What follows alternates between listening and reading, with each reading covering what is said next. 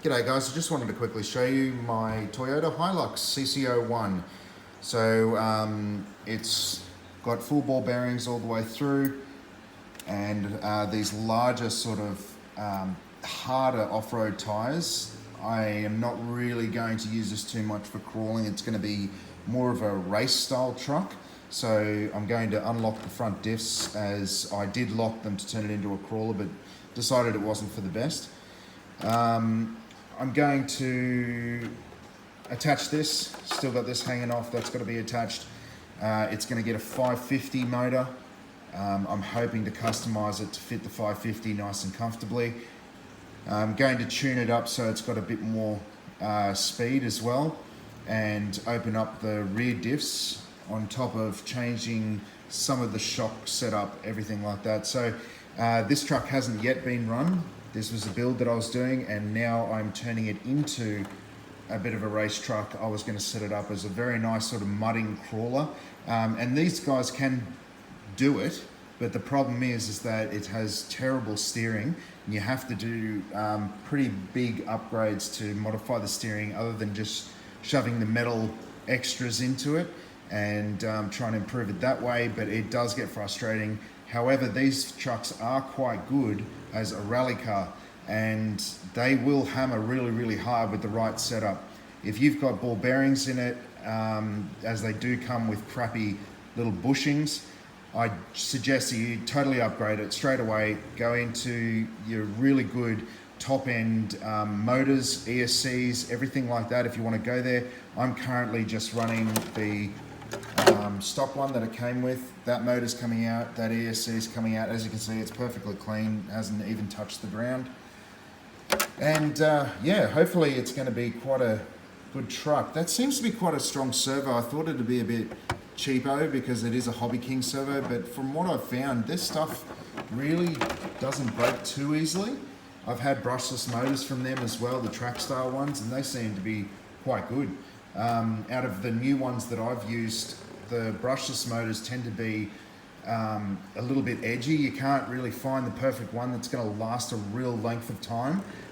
So I actually really like brush setups. So I'm going to run, as I said, a 550 in this, and I'll see if the ESC can hold up to it, because I am going to be potentially running 3S. 550 is like your Traxxas 550, I don't know which one it is, to be honest, I can't remember, the 12 turn. That can handle a 2S to a 3S. I don't recommend a 3S. You can get pretty high powered 2Ss that run 50C and above, and so that's what I'm going to be running this, a little 2S battery with a 50C punch as well, and it should do some heavy burnouts, things like that. I think it's going to be quite a great little car.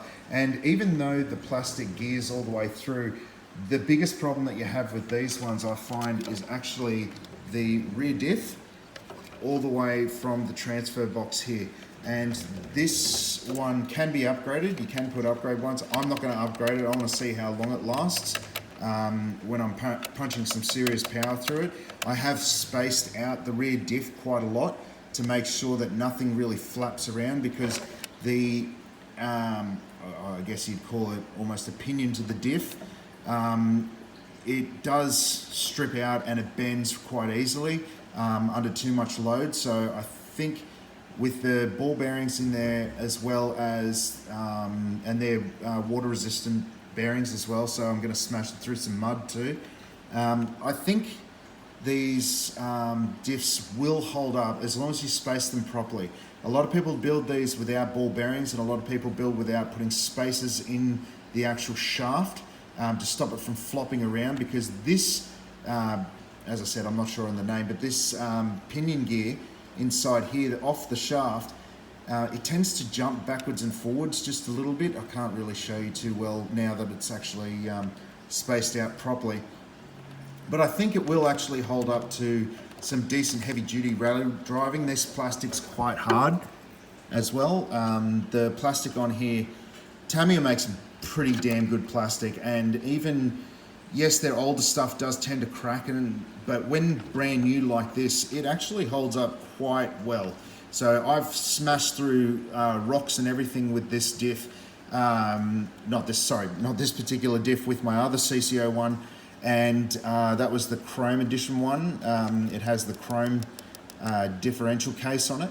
Now I actually smashed over a few rocks with this guy, and it really does handle impact well. You may bend the shaft here, but I really doubt it. These things are actually quite tough as long as you set them up correctly. So yeah, anyway, stay tuned and have a look at what I end up doing with this guy. It's going to be a little bit of time before I can get this up and running because I have so many other projects on the way, but check it out in the future, and I'm going to put up another video soon. Okay, cheers, bye.